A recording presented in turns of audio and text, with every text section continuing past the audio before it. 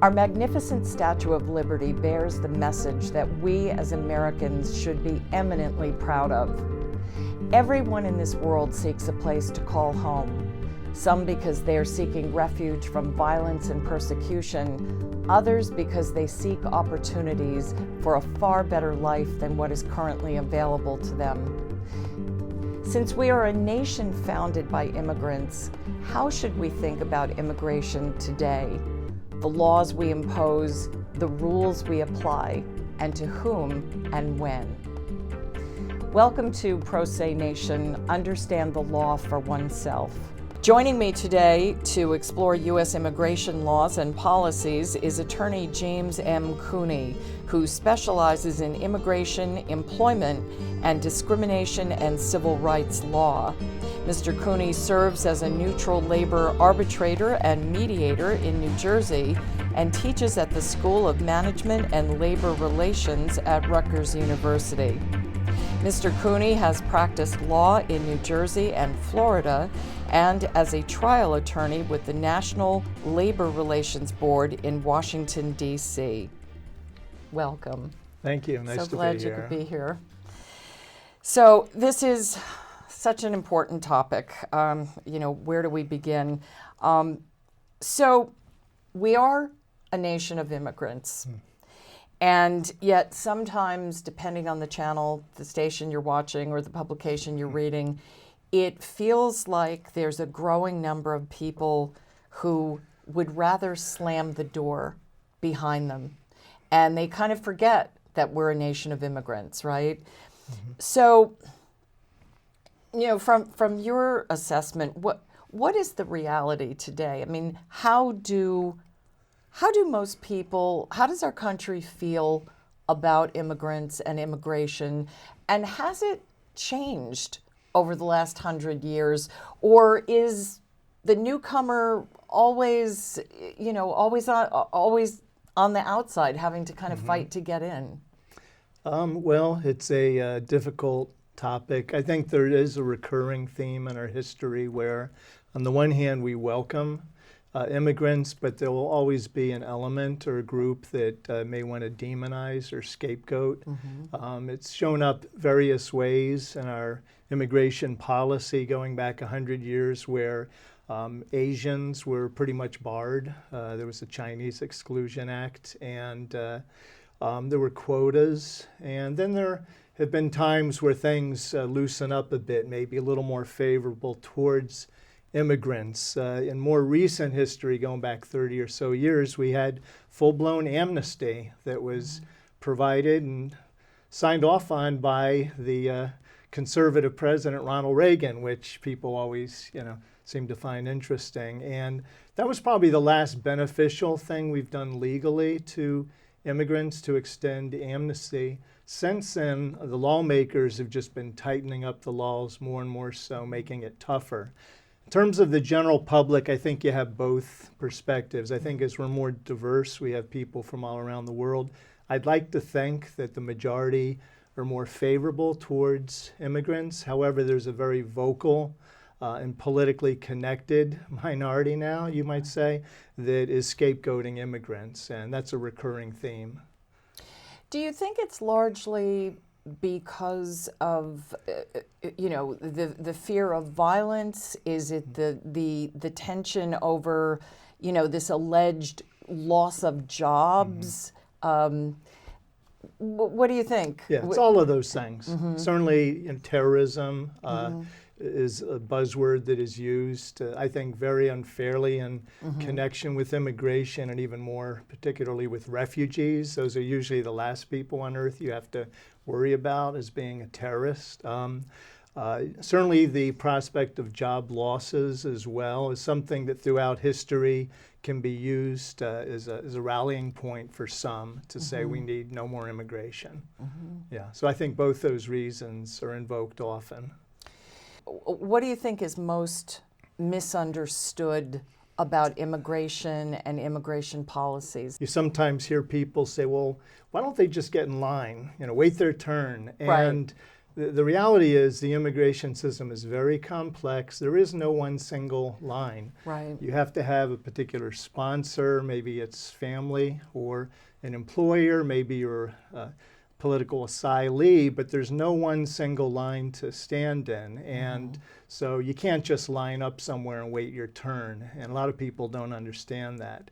So that's one of the things I often hear. If you want to talk a little bit about like the difference between a visa and a green card, and are there different kinds of visas? Sure. Yeah, the term visa can be used two different ways. There's immigrant visas, and that's for persons who will be coming here to become what's called a lawful permanent resident. And that's somebody who possesses a green card that we'll talk about in a few moments. The other type of visa, though, is for people coming temporarily, and those are called non-immigrant visas. Okay. And there's a multitude. You ask, what types? We have visitor visas, where people come for tourism. Right. People come for business purposes. Students, I always have at least some F1 students. That's the visa for students who sit in my classes. Recently in the news, we hear a lot about the H-1B visa for persons usually with a 4-year degree. And so there's all different types of visas. And so it can be pretty confusing. In fact, I couldn't tell you the whole list from the top of my head here. Okay. Well, so what is the difference? I don't know if you care to comment. How different are our laws in terms of getting these visas as opposed to France or Germany or Switzerland?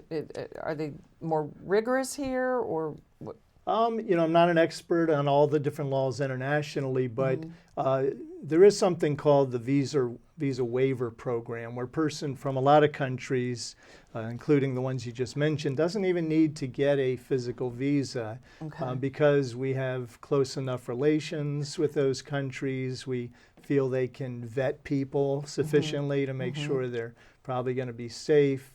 We've entered into agreements where, Americans will go there and won't need a visa, and vice versa. We will allow people to come here without getting a visa. So there are some real similarities in some of the laws. Others are very different, and we've seen this recently. For example, in Europe, some countries, for example, admitted lots of refugees recently from Syria. Obviously, geographically, they're closer to that conflict. And here there's relatively few refugees coming through when you compare to Europe, although some will like you to think otherwise. Right. Before we get into the travel bans, I did want to ask you, and just this afternoon, there was chemical warfare used in Syria, and it's just so horrific, and the thought that we would close our doors on them is just, I can hardly stand it. It's really awful. We've heard a lot that Syrian refugees, or refugees in general, but certainly Syrian refugees have to go through a very rigorous vetting process.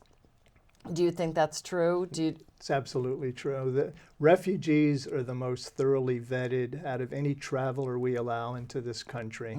I just told you about the visa waiver program, where somebody can just come here without a visa and stay up to 90 days. And I would think the policymakers might be a little more concerned about that than refugees who are thoroughly vetted, and it usually takes 1, sometimes 2 years before they can even come to the country. Right. Yeah. Right.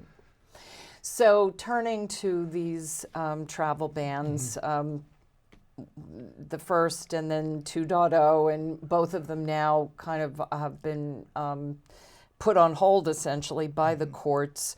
What is your feeling about these bans, and how lawful are they? Yeah. Well, it's nice that I haven't thought as much about them in the last, say, week or so, because it seems like the politicians are on to other things. Other things to focus on. But it really was quite shocking when the president signed the first executive order in late January for the first travel ban. And just by classifying 7 nations, a majority Muslim, saying we're not going to accept any refugees for a period of time. We talked a little bit earlier about terrorism being used as a buzzword to scare people, and that's clearly what was being done there. Right. Even though nobody from any of those 7 countries has committed a terrorist act in this nation since 9/11, and so we had that refugee ban, and then we had the amazing halt to any person coming, even if they already have their green card, if they're from those countries, for 90 days. And so that was something unprecedented. And now the courts rejected that, and it was a pretty quick defeat for the administration.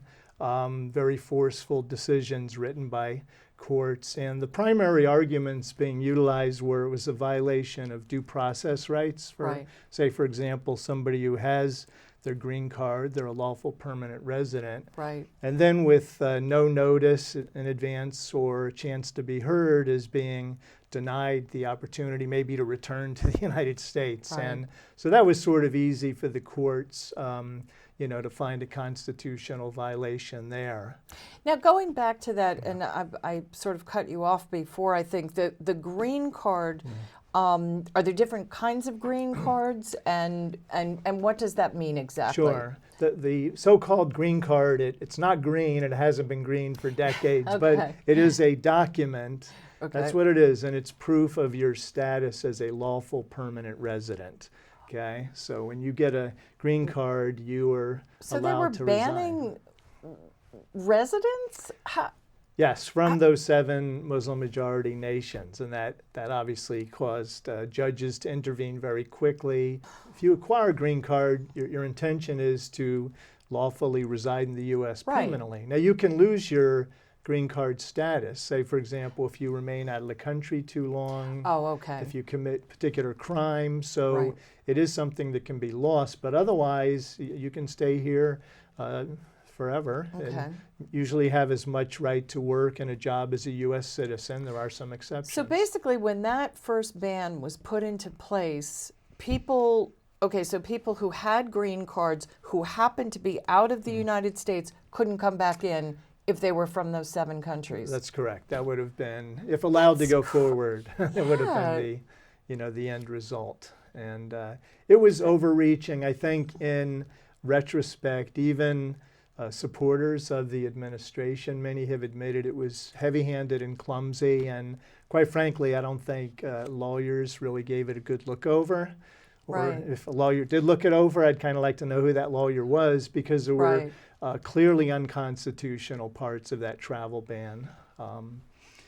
So in terms of, and you mentioned overreach, so that's exactly the criticism that some are using about the court in the second travel ban, right?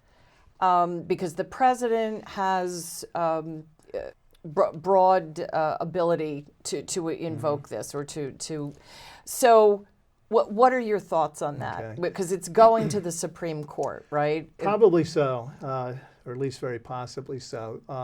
Certainly the administration did revise the travel ban in its second life, if you will, and eliminated Iraq, for example, which was found so offensive in the first travel ban. We're fighting side by side with Iraqi soldiers against ISIS, and now you're banning Iraqis from coming to the U.S. So the administration pulled Iraq out of the travel ban, exempted lawful permanent residents and people who already had visas.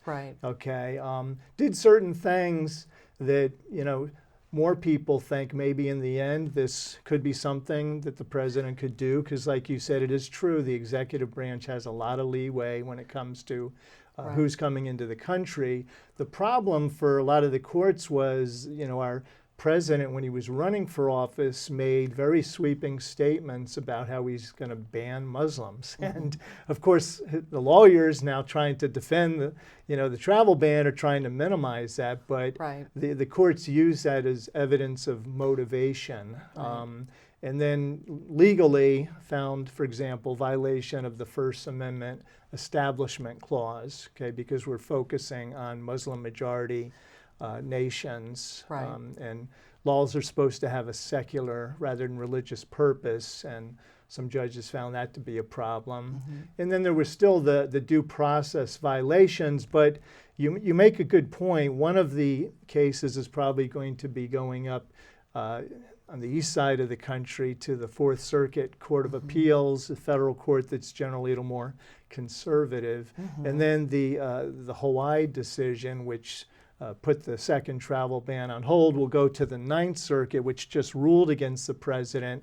So we might have a conflict between the two different courts of appeals, and that might give the U.S. Supreme Court an opportunity to step in. And you know, it's anybody's guess as to what would happen then.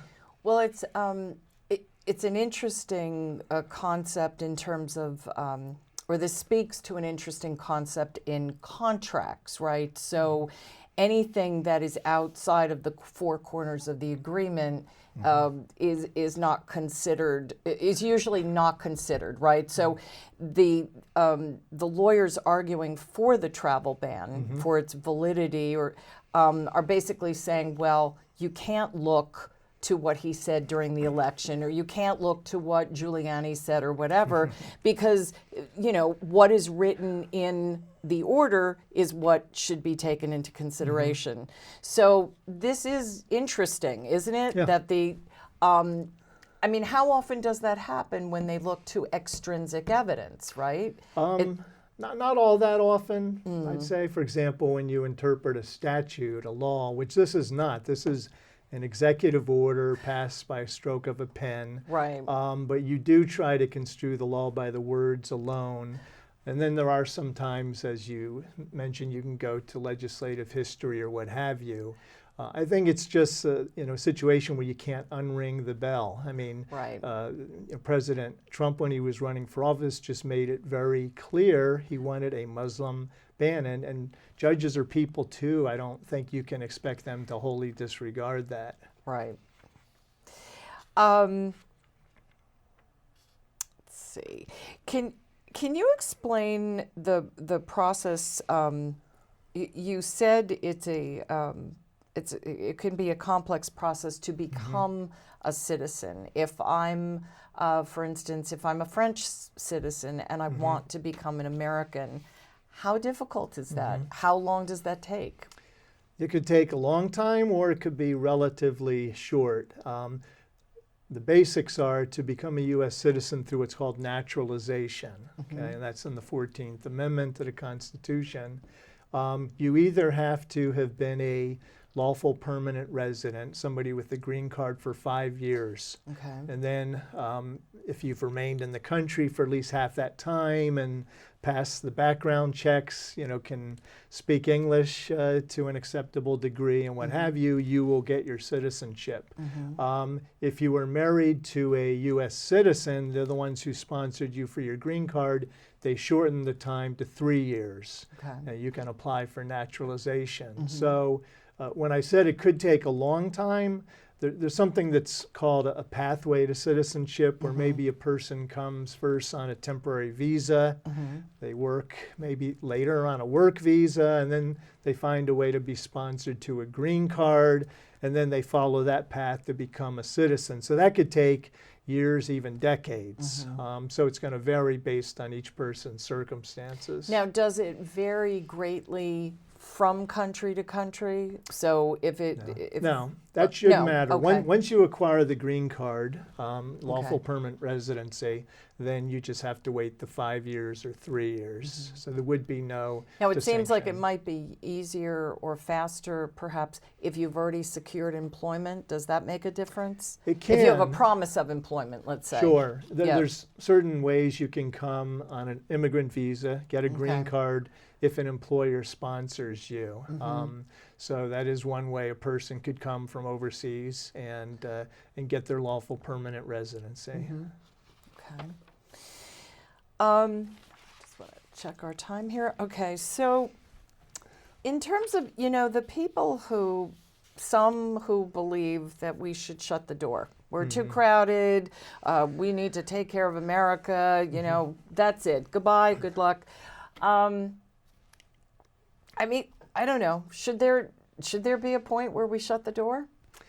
You know, that's the question raised, and you know, I guess to some extent the the voters will weigh in on that, and the politicians. But you know, my feeling would be absolutely not in terms of a total shutdown. That would be wholly contrary to what the country stands for, to our values of welcoming people. And quite frankly, for more practical purposes, there's a great economic benefit to immigration. Almost all of the studies show that immigration has more of a benefit than a detriment to the country. So that's something we'd be losing out on. And what are some of the benefits? Some of the benefits would be, even, for example, at Rutgers, where I teach, we have brilliant students come from all over the world and pursue, could be engineering, medicine, or what have you, and thereafter go and maybe practice medicine in some rural community that otherwise wouldn't be able to find a doctor. Right. So that's just one example.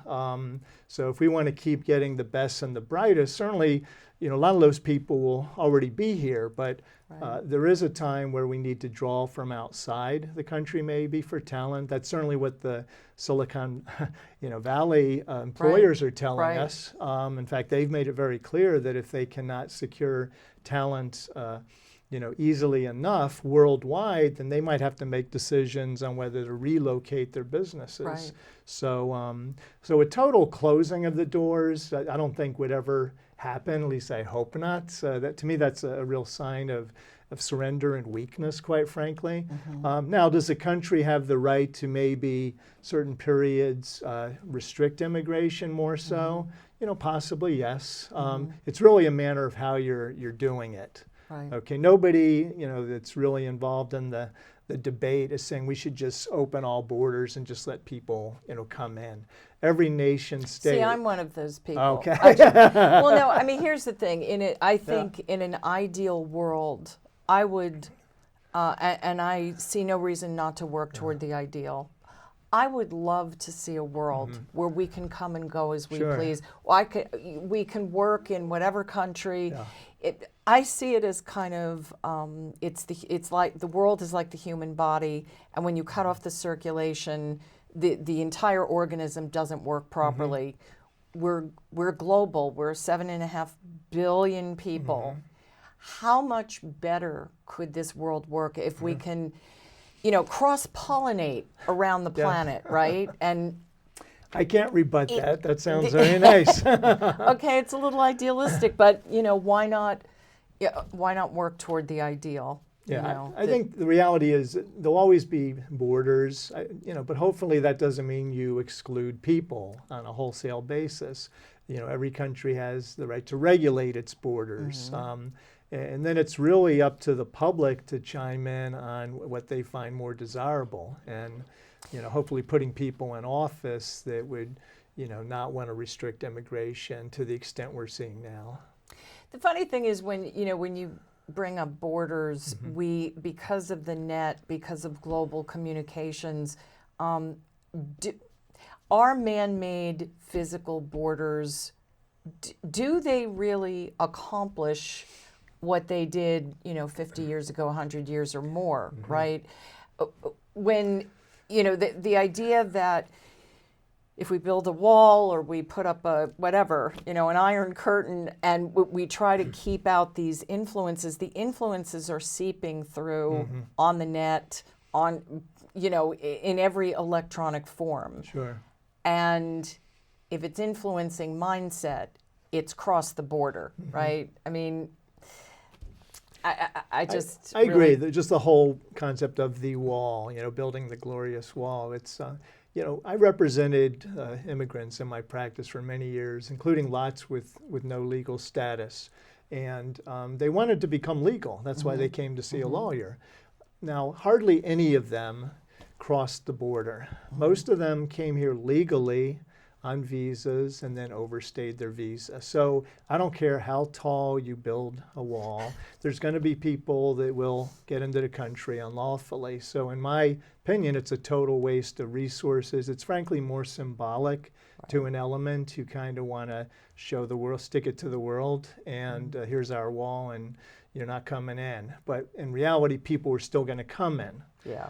So to me, it doesn't make sense, economically or otherwise. At what point do our laws apply to people, to immigrants, to people who are not U.S. citizens? Do our laws begin to apply to them the moment they set foot on the soil, arrive at the airport, get on the plane on the way here? At what point? Well, if you're thinking of the basic constitutional rights, the founders used the term persons, not citizens, when they drafted the Bill of Rights. And that's why the courts, just in the whole travel ban litigation, said, look, persons who are not citizens still have due process rights, equal protection rights, et cetera. So those basic constitutional liberties do extend to all persons here, even undocumented immigrants. Okay. So before such persons are even detained, there has to be probable cause to satisfy the Fourth Amendment. So the basic constitutional liberties definitely apply to citizen and non-citizen alike. What message or messages would you most like to impart to our audience, and what do you think is most important for, again, the average citizen to understand about immigration? Try to maybe learn more what the actual facts are. Okay, don't respond to the buzzwords of politicians or the flat-out falsehoods, for example, that immigrants, commit more crime, which is just not true. So, press politicians for the truth, not alternative truth, the actual facts. Right. And, possibly before buying into scapegoating immigration is like a real problem in the country, maybe reflect a little more and try to see the positive side of what immigration can do for us. Okay, great. Well, thank you so much, and thanks for the work you do. Oh, thank you. Thanks for having me. Thanks for joining us for this edition of Pro Se Nation. If you'd like to be a guest on the show or you have a topic that you would like us to explore, please contact us through the website at prosenation.org. I'm MaryLynn Schiavi, and thanks for joining us. See you in the future.